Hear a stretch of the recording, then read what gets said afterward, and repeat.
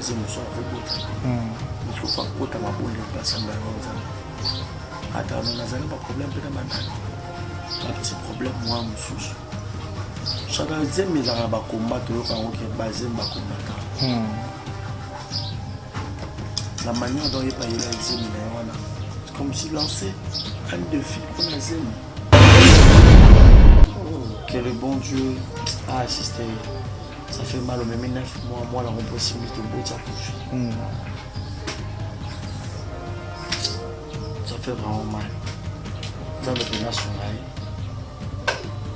on n'a pas joué un rôle écran. Le rôle écran. Quand on va aller checker, on se fait pas pour checker une malheur est comme une option à vie. Ça me demande de me pourquoi. C'est le monde qui a moi, on a même ta coufi. Bon, c'est que moi, on a dit qu'il y a c'est ça. Oh, donc au moins on rappelle ceci soit qui est. Oh, maman. On n'a pas de problème là. Sauf que dans tout ça, on n'est pas amis. Voilà, Chadrak. Donc, il y avait une relation amoureuse. Les mal, ils n'arrivent pas à passer à confirmer que les choses sont bonnes, et tout. Mais devant le juge, on a confirmé qu'il y a des fiancés. Mais on va fiancé aussi longtemps ma famille. Il y a doit reconnaître la relation en attendant que le pasteur a des fiancés. Mouton spécial, toi, danger, ton nègre, on a une des gars, faut pas qu'on se mette. Pasteur Moïse, dans ta salle de structure, Sonic a foutu la salle. Fille de Sarah. Tony Stade. Bassi Bayaka. Mais ce qu'on fait en peu là. Bassi là. Ils y a mis la Kimbi la Bassi, c'est Bassa. Mon Nzambe.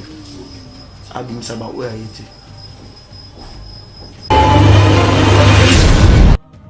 Ça commence à nous faire très mal. Et puis, comme on baigne ça. Oh mon âme. Tu vois,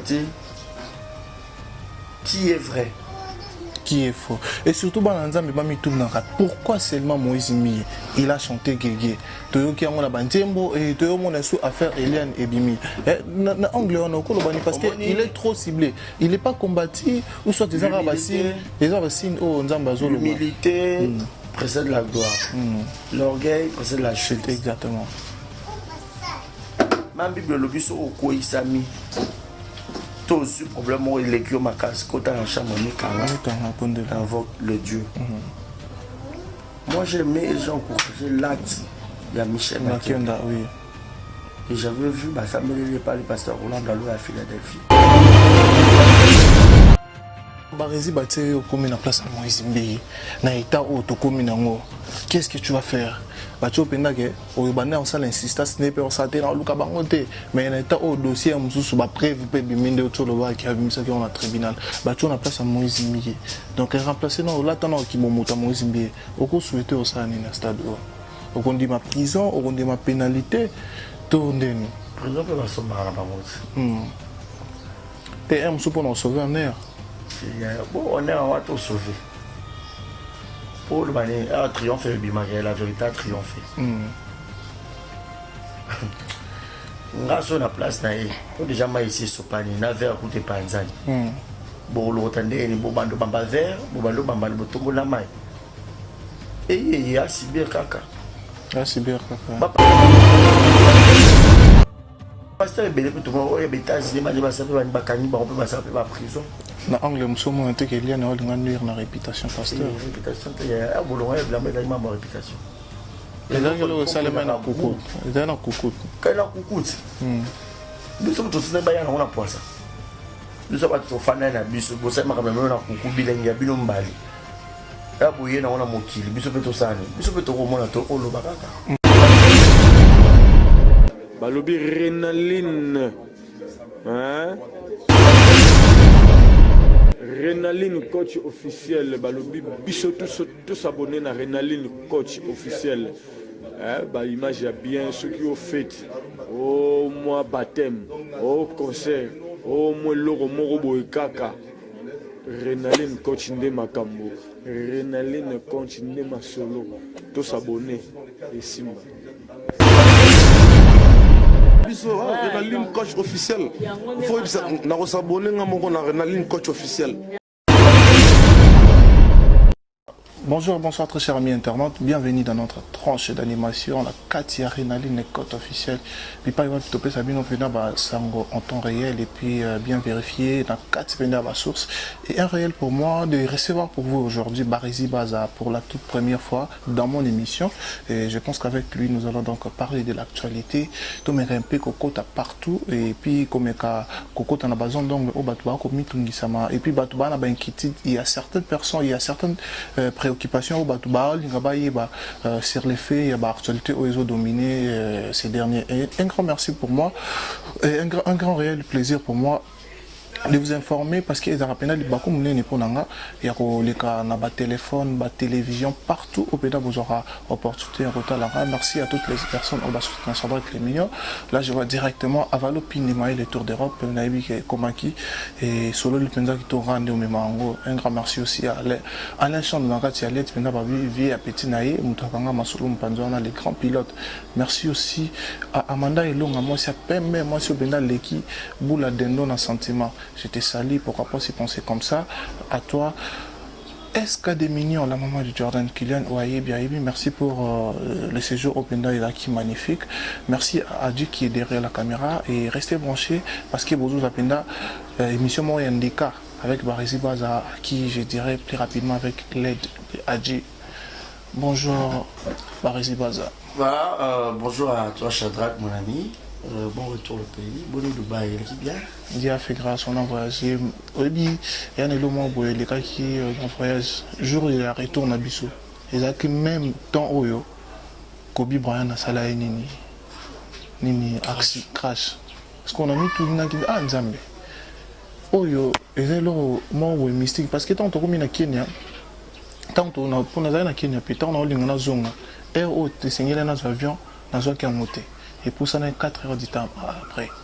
Donc, il faut nous aller sous 4 heures du temps à l'aéroport pour nos avions.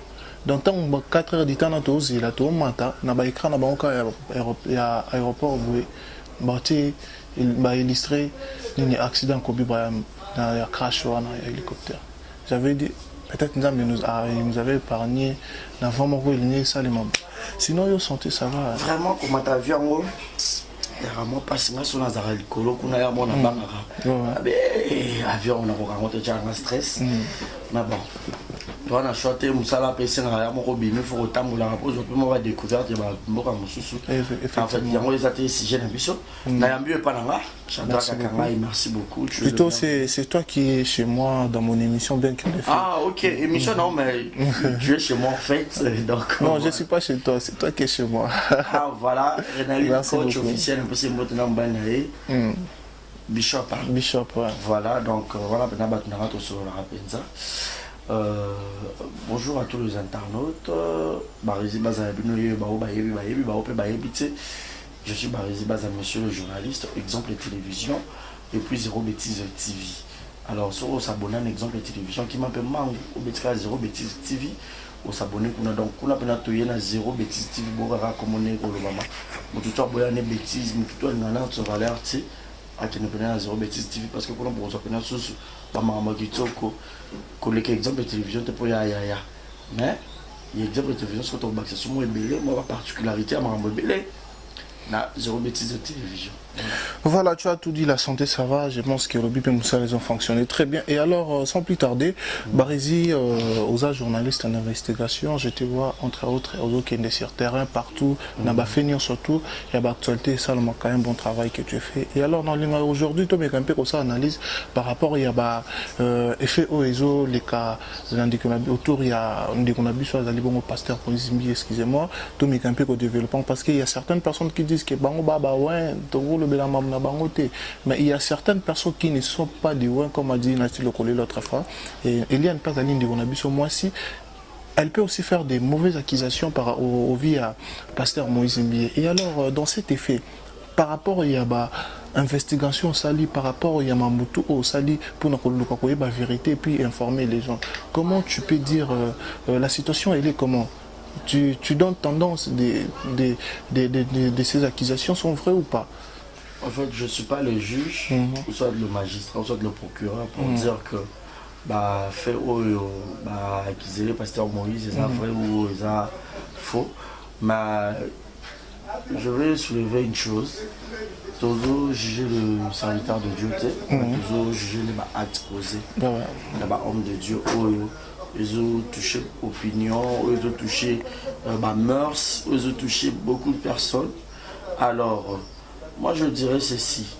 Eliane n'aura pas intérêt à cause de la pasteur Moïse Mbi et Likam. Évidemment. Vous voyez. Toi, combien de pasteurs dans Kinshasa? Au peut-être plus de succès que Moïse Mbi. Adage le bas que Maïning n'a pas battu, biso toya to kutango et le bama déjà bon. Effectivement. Pour comprendre. Donc par là je veux dire quoi? Les autres comme Eliane Moïse. Ils ont choqué vraiment Bananza Bébélé. Peuple de Dieu, Bélé, Missou Babouin, Zela, Missou Babik, on a ensemble là, c'était pour pasteur un tel X, Y, à quoi il y a beau. Mais, c'est pas une raison. Likambu Oyo, il y a Eliana, pasteur Moïse, c'est qu'il y avait une relation dedans. C'est ça que pasteur Bané ou pas Eliane Zelenaï. Voilà Shadrach. Dans Bané Kobima, il y avait une relation amoureuse. Les mal ils arrivent pas pasteur pour confirmer que tu as bon et tout. Mais devant le juge qu'on a confirmé qu'Eliane a été fiancée. Mais on a fiancé aussi longtemps ma famille. Eliane doit reconnaître relation en attendant que pasteur a été fiancé. Je crois qu'il a été fiancé pour arranger l'amiable pour ne pas écouter les lots n'est commis. Vous voyez? Le lot aussi est commis tellement fort et commis tellement marquasse. Parce que Eliane a ma preuve a constaté. A constaté, effectivement. Vous voyez? Il y a un buzz. Il y a un buzz, peut-être buzz. Oh, justice, c'est du lourd, ça devient du sérieux ça. Ah bon? Boende, ah. Moutou est responsable de Marambo, nous sommes un bon matin comme un moto ici dans la pasteur Moïse. Pour la fille, on a bimana et n'a capacité à un chantage de l'homme dans Zoé Nanus. Oui, un point faible. Nazué non, c'est une fan lycée, on a juste tout ça, tout ça, non, et puis la fan lycée, non, c'est petit, dans la fan à nombre. Il y a un bon, il y a un bon moment dans la Malilia. Zu passeport, pam, qui n'est mis qu'il a bien une famille, Zota 20 000 pour beaucoup de aussi l'histoire qui est. On n'a pas qu'à saluer la réputation. Mais c'est comme il faut arranger. C'est la réputation du pasteur qui est touchée. Mais en parlant de ça, on a souligné le moment très important par rapport à y a fait en cas il y a preuve. Nous savons tous que Eliane a banné copie bien dans les réseaux sociaux qui étaient non, na obimi ça va preuve, na obimi ça va preuve, na obimi ça va preuve, a obimi ça va vidéo, obimi ça va vidéo. Et là le réseau ça pendant moi trouble dans mon cas parce que procureur. Ah lui ça vient pas procureur. Les vidéos, il y a visage à pasteur Moïse. Bon, on a bien raté sur la vidéo, mais ça va preuve ouais on le là. Ba preuve pas procureur. Mais est-ce qu'il y a un tabando à cirer dans les réseaux sociaux parce qu'il y a certaines personnes on va soutenir moralement. Nathan, on a publié, peut-être qu'il y a un rapport qui est beaucoup dans la raison, mais raison ne peut pas lui. Si on a publié, on ne peut pas porter plainte. Après, on a gagné le procès, mais on ne peut pas porter sous plainte. Effectivement. Comment on dit? Ah, un avocat. Il faut très mal, il va entourer, c'était. Si on a publié, sur un fracture, là, arrêté. Mieux vaut que l'action pour la justice. Il y a peut-être des images pour la plainte, peut-être il y a pasteur et Baxam pour Babimi ces vidéos, il y a Eliane, Bassam Maramoutou, avortement, menace de mort, nous sommes. Mais toi, mais quand même, souvenir dossier n'a qu'à tomber manqué par rapport à il fait on va tomber sous ballon, on a net, c'est la pasteur Moïse Mbi, mais ce qui réellement était le cas. Tout le monde a pasteur Moïse Mbi à Kangissi, Jérémie, il paraît, on a publié ma vidéo. Est-ce que vous avez moi certaines informations, mais qu'on souligne dans l'angle? Coco, c'est trop dur, il y a un rôle dans le bas. Pasteur Moïse est très spécial, tu vois, vraiment, nous conseillons les camps. Hanza mette pour ma conseiller les camps. Les camps ont un camoutou, des baloba. Les camps ont un camoutou. N'a mon intérêt monté, il y a dans un emploi conseiller. Et ça, la question est que tout le monde a bimana fi mon robot et simbité. Fini peut-être bon d'accord, on a l'accent, on se concentre un peu chantage pour la réputation. Mais est-ce que pasteur Tamaïwa est un homme de Dieu? na bimana fio pour la image dans les a sauvé dans le grand toi arrangé on en amiable na divité ka on bengelien pour déjà mutu lo la bilamba na ye on a déjà la facilité pour déjà une autorité mon boé supériorité mon boé kona connexion spirituelle moi ça pour ça que c'est pour le BLP boîte aussi ouais on va avancer ouais peut-être côté on a moins sagesse on a manque de sagesse on a des petits ans et moi pasteur au moins que toi arrangé moi bimate Ablom ça va le droit d'avancer un peu trop pas bimsanité ça n'a pas n'importe peut-être na danger na puissant peut-être na na relation bobo mais ce que yo quoi na procès et que mon ana na ba preuve à ma casse et surtout que ba dossier n'est pas procureur ba ko paqueté non c'est et alors procureur na za ma casse ba ko faire me ba kanga bon pe mambo ça va que mukeba écoute pe ba kanga au-dessus de la loi ba effectivement so mutu sali mbeba oza na raison bapesi raison oza na tort bakangi ye asali peine na ye DJ Abdul jusqu'à présent apeka na makala mon ami beaucoup de courage faut qu'on aille au tali oui beaucoup de courage à DJ Abdul on est des caractères ozomona mutu spécial toi danger to nenge o ngai ndeka faut ba ko semante basta Moïse dans ta salle succès ba soni ka futa la salle fille de Sarah Domisa Stade Basi Bayaka mais ce qu'on fait en peu bagana Basi là Bayizi Amina Kibila Basi c'est Basala mon inzambe Abim Saba où a été Dieu n'expose jamais à ses serviteurs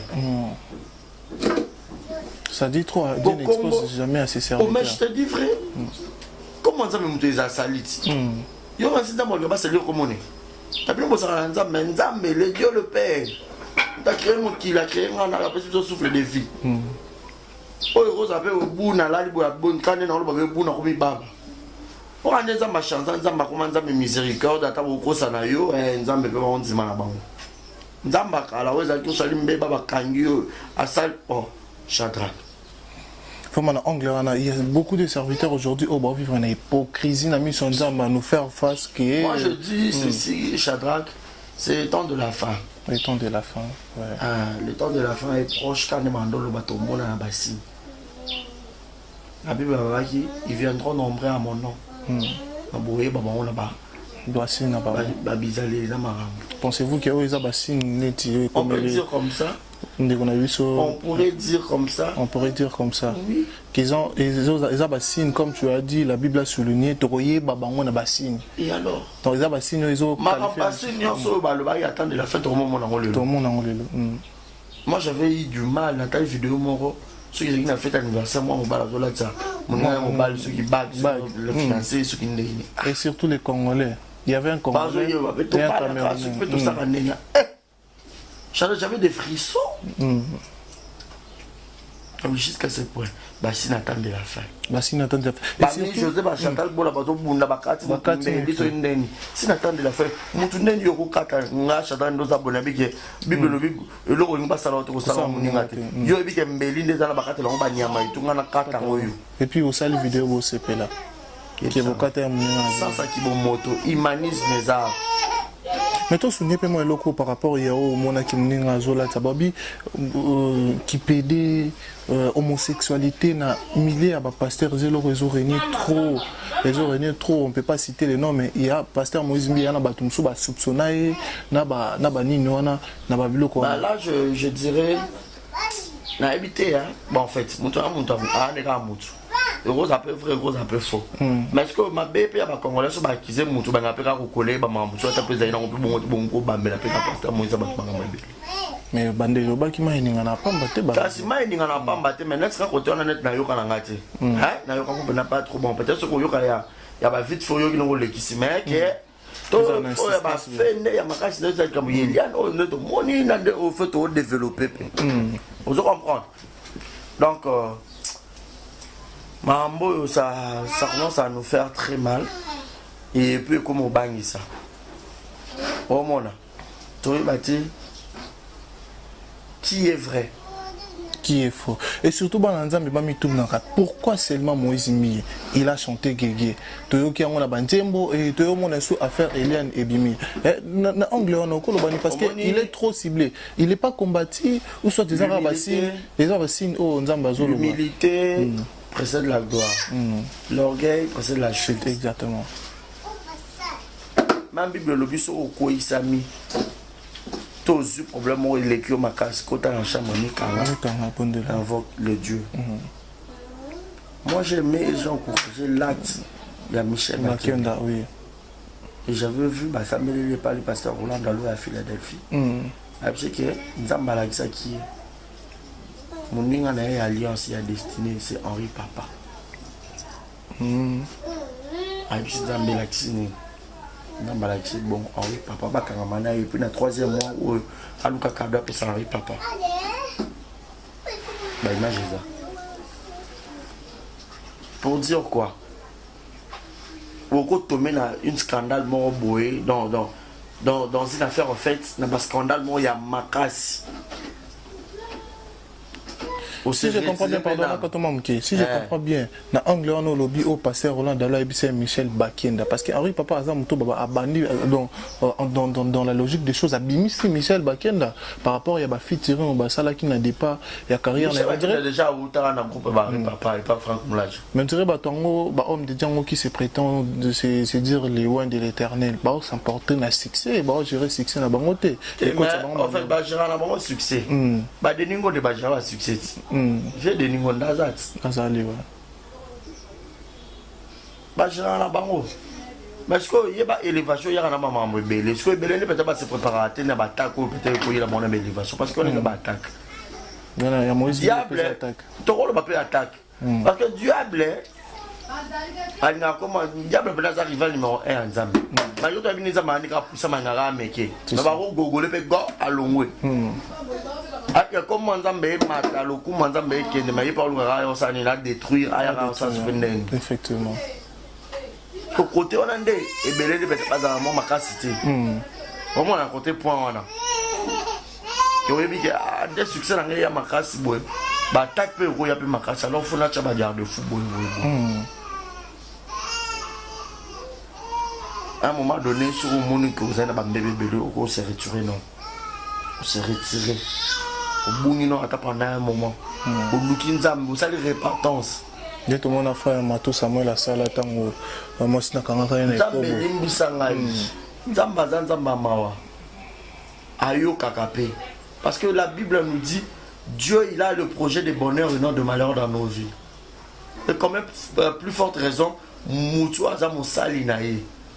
Oh, évangélisaka comme Nzambe zalaka toujours au top. Vraiment. Vraiment. Non. On dirait que frère Moïse Mbiye, moi je dis frère en étant artiste et musicien. Donc il était dans le sens vrai parce que les autres à l'époque 2004 2005 au sentir de monnaie ton 10 000 en onction. On dit non ça va fixing na bon ton 10 000 en onction. Mais le belé édifié à bateau. Échanger à bateau. Mais à quoi bon? Mais le long de Kamutouazaka, il faut savoir que le cas de Kamoulan est bimi. Attends, tu me souviens sur la tête, tu as un problème de mort au bout de la Tchopeka. D'ailleurs, tu as un rappel Boazaka pour pas le rabat de bien. Moutara parfait dans mon kilazate, et ça va dans la Bible. L'unique personne qui parfait, Jésus-Christ. Et ça va David, et ça va Abraham, et ça va Nan, Bazar qui peut contribuer dans la Bible. Mais surtout, on peut toujours appeler quand on a fait un Moïse, mais non seulement insistance on a parce que ça et là que zomi tungisa et tungisa va te belé. Et alors na arrivé na yé na cité Bethel en fait là qu'il y a na cité Bethel na comment y a pas tant comme pasteur na yé tant ba commissaire pasteur et pas père na yé il y avait des anciens au dans la cité Bethel on a balongwa on a eu des à faire des recherches ba pasteur on a ba to mona Moïse Mbiye aza mosana nzambe te papa bango héritage ba biloma bongo ozomona te yem ça cause pe ya ba maloba wana ya cause ya mususu ya ba ere père na sala to nene. Mais son papa il est vivant à mon agnon ça va yo papeti a profita peut-être côté belé pour église dans le royaume te so za appelé so za le nzambe ba ko imposer en route et au moins la mission battu. Mutu Moi, j'ai cherché le monde. J'ai cherché le monde, je l'ai trouvé dans l'église. L'église, beaucoup de chrétiens sont des hypocrites. C'est ce qu'on déplore tous. Pour soi-même, pour l'histoire publique. Pour Moussous. Pour notre image Moussous. Donc l'homme dans la peau. Moi j'aime des personnes baravrées.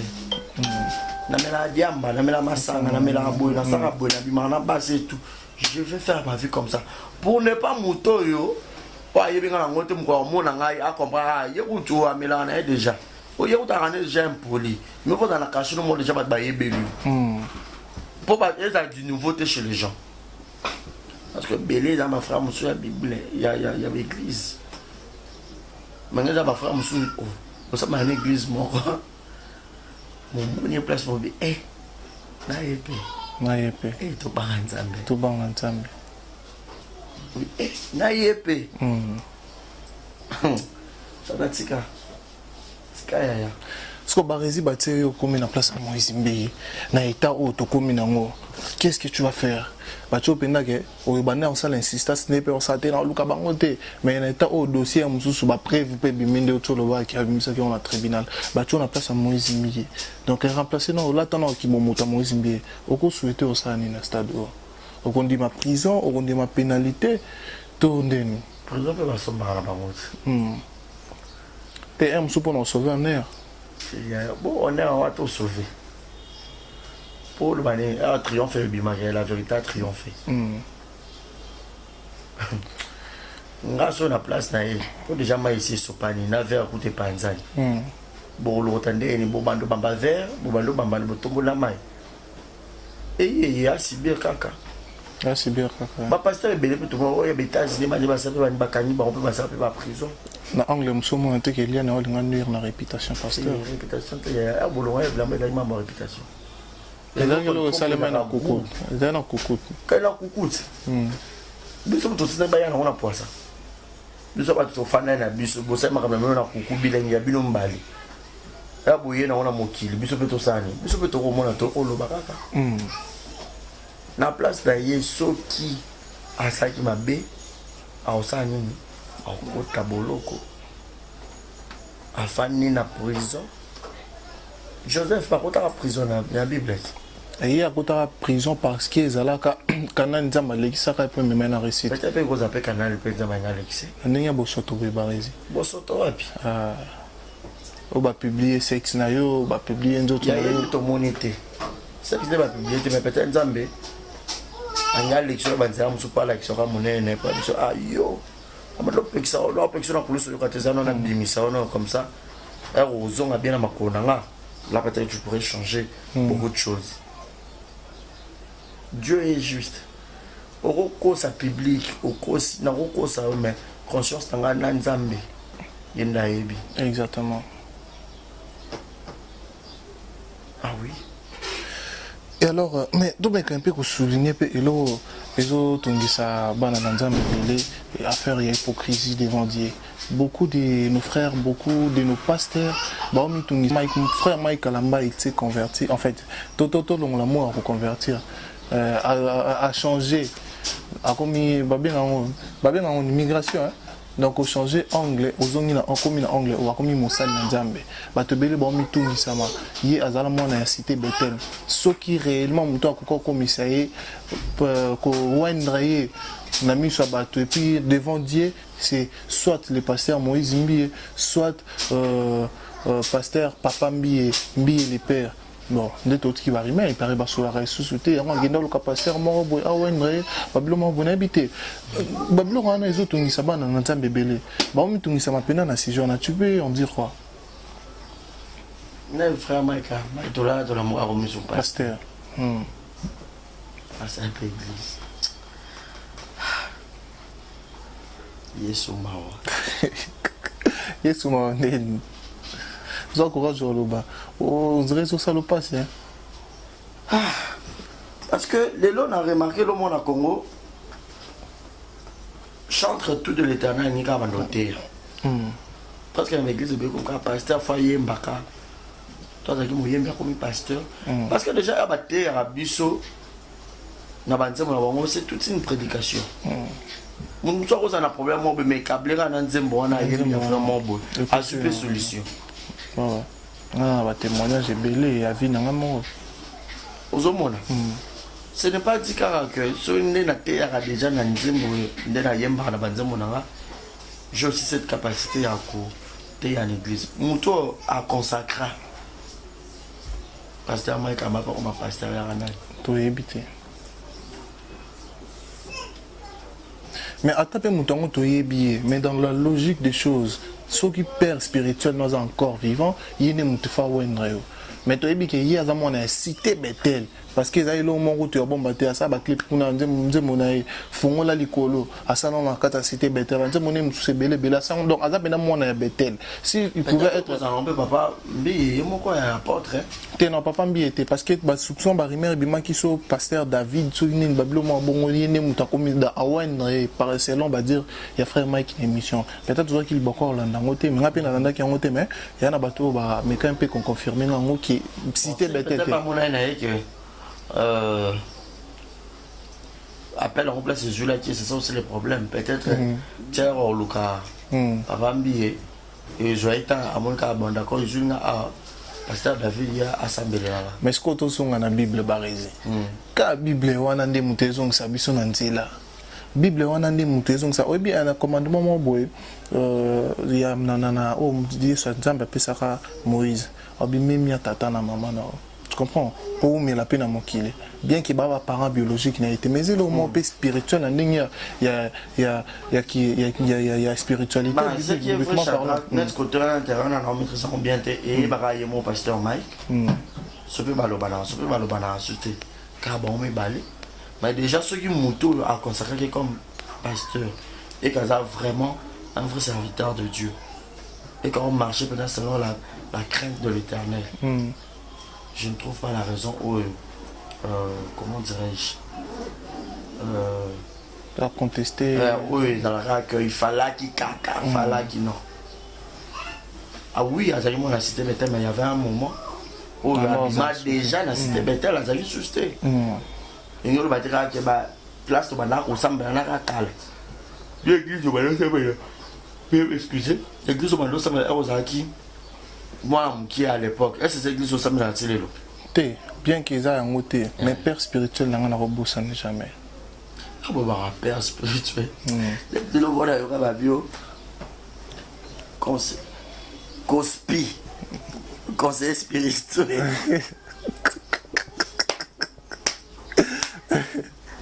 Conseiller spirituel. Conseiller spirituel. Daddy. Conseiller cospi. Donc, on père spirituel. Yango ba commission Elia nani assistante natu assistante corporelle assistante spirituelle assistante yanini assistante donc bablo écoute si mabunga bela na kati ba na nzambe. Non, c'est ce qui est vrai ça que 2020 c'est une année de grâce mon corps Yamakash. Et toutes les choses qui sortent comme ça, nous apprenons à distraire les enfants de Dieu. Alors, eux, on a distrait. Ok. Au moment où il faut battre au moment où il faut la vidéo, il y en a un ébimi. Il y en a un ébimi, le coin exéta. Allez, le commercial, le biochimie, le biboé. Il faut battre dans la parole de Dieu. Effectivement. Battre la distraction.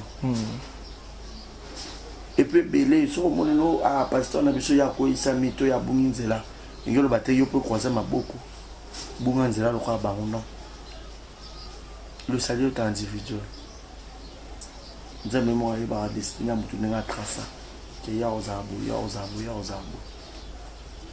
to juger na biso bakuté parce que toi banane pour to juger bango na to juger ba acte pour le bimi oui ko ça peut battre belé passer ba maman ya mokili on nzambela sur la Shadrach tozera ba zuzi bakata likambo ebongo pe bato bozela ba video Moïse miye temela mingi ebi masuste ebi masuste ebi mangote Et maintenant, tout ce bimika va porter, il y a une plainte. Elle n'a pas fauté. Si réellement, il y a un amour, va porter plainte. Atteinte à la pudeur, au bimisi. Combien de mœurs au baby ça? Au baby ça. Effectivement. Mais avant de citer, un ordinateur met un peu que bêtement anglais qui a perdu sa fille aujourd'hui. J'ai le mot douloureux. Moi, de ma part déjà, je dirais mes sincères condoléances. Kouboum Samo a bébé bongo. Et j'ai le mot pas surtout. Oui, il y a Botaki hier, je crois. Moi, on a confié l'eau. Je ne sais pas, soit Botaki prématuré, soit Botaki normal. Là, pour le moment, je n'ai pas assez d'informations. Que le bon Dieu a assisté. Ça fait mal au même 9 mois. Moi, la possibilité de Botaki à Koufi. Ça fait vraiment mal. Dans le pénal, on n'a pas su un rôle écran. Il y a un écran. Peut-être que je vais vous malheur est comme une option à vie. Pourquoi malheur quelquefois le malheur est bon. Il y a comme on a qui n'a pas être moi dans la simité peut-être Zambé. Il faut ça m'a bon pour que pour nous peut-être bien payé ainsi. C'est ça. Qu'elle soit forte, qu'elle soit vraiment forte. Ça je pourrais dire pour elle qu'elle soit vraiment forte. Et moi je pense que c'est la toute première fois où s'adresser des paroles un tout petit peu positives dans Glorieux parce qu'entre vous il y a toujours des faits. Vous avez raté, vous finissez à rater, mais au monde a connaît ou pas dans la connaît. Et moi tout le monde a dénigré mon parce que pas tout le monde va bien qui n'a comme moi ce qui maman Émilie Babylone moi bon mais en te voyant. Mais en t'écoutant par là ça t'a fait du mal. Hein. Moi je suis humain. On a été dans Bota, on a été dans la cité. On a passé, mais dès que tu as entre la vie ou la mort. Pour transmettre vie pas mouton. C'est ça. Il y a transmettre vie, mouton on peut appeler plus souffler, mais à Koufi. Monsieur le monde gars que moi on a mouton à Koufi. Bon chose que moi na tikali yenda Koufi. C'est ça. Oh, donc au moins on rappelle ceci soit qui hier. Oh, mamie olo. On a pas un problème là. Sauf que dans tout ça on n'est pas amis. So peut-être que sur un achat peut-être tout ta place mon beau peut-être va bailler bien mon côté. Même si beaucoup de mon gars n'a cop. Mbote ici tout ça monsieur maman ça tout kangama tout zala non. Créer un moment distance moi bon tout pour respect mon père dans l'onka ya musique. Pour la facilité à congolais à race beaucoup coller après la facilité alors moi pour ça maman roi qui zengue. Imbécile now. Parce que pour ne pas bloquer les cas regarder la distance de la musique, mais sans rancune, sans problème, qu'elle soit forte. Il y a mon gars qui est moi dans Koufi, bon, ceux qui est pour ma mère, on peut ça. Transmettre vie. Tout comme si tu rappelles moi, on a botami maman dans Koufi. Bon, c'est ce que vous avez dans Koufi. Moi, dans Koufi, oui, gloire à Dieu. Le parole qui n'est plus basali, soit supposé mon sous, robot. Mais je suis à Kenda qui moi on a tia kola comme ça la mamloa et choc mon na zano que maman soit botan la mon a été mon a été ma photo. Tu sais comment ça allait faire très mal à la fille. Vraiment. Courage à elle que le bon Dieu a ajusté la douleur où elle a joué. Voilà. Et surtout, mon année, quand a été, je ne sais pas, moi, soit botami, probablement, bon, des fois, il y a beaucoup plus, au monde, à Tumbaï, au monde, on a eu des bassins à tout pour la banne. Aussi, moi, la salle, de toute façon, on a habité, mais le miracle, c'est que il y a au moins envie, à comme ça, les miens aussi pour toi. Alors, assemblée, les miens aussi pour toi. Pardon? Les miens aussi pour toi. Le mieux pour moi, je ne sais pas comment. Les miens, ils ont qui à envie. Le mieux, c'est parce qu'il y a envie. Moi, je oui. À cause de l'empêcher, je suis un robot. Mais je faut pas que ma boule ne passe dans l'ensemble. Attends, on n'a pas de problème, pas de banane. Un petit problème, moi, monsieur. Chada zeme za ba combattre yo kango ke bazem ba combattre. La manière dont il paye la zeme na wana. C'est comme si lancer un défi pour la zeme. Parce que tout le monde, l'année passée, il y avait des mots et ça qui prononçaient on a eu 2020 année à Mabota. Donc comme si elle avait lancé un défi et du coup ça n'a pas tenu chez elle-même. Zamba Sungai pour ne pas tout le baïbélé, Zamba Sungai pour ne pas tout le baïbélé. Mais tu voulais souligner le mot Wana Neti Pablomo Yasemia. Non, en fait, j'ai Zamba Sungai. Ok, merci beaucoup Barési Baza. Nous avançons lentement ici vraiment vers la fin de notre numéro. On a évité un dernier mot Barési par rapport à un entretien de un dernier mot est que Zamba Sungai Bissou. Pas que le Congolais tout ce qu'il y a une distraction. Zamba Sungai Bissou vraiment. Zamba Sungai Bissou. Tout ça a distrait. Peut-être tant de la fin, peut-être un peu avec mon courrier y est balaté. Alors vraiment. Merci beaucoup. La position. Ok, quelques dédicaces et puis tout comme on a Bissou. Bah tout va y aller na bino mingi. À mon que na beti les bakou alim sama. À mon que na bien bon encourager dans ma commentaire et surtout ne boss abonner mingi na Zoro Bêtise TV na Exemple Télévision. Merci Chaba. Ok, merci à toutes les internautes qui nous ont suivis. Je pense que vous étiez tellement nombreux de suivre ces très belles tranches d'animation qui étaient présentées donc par moi.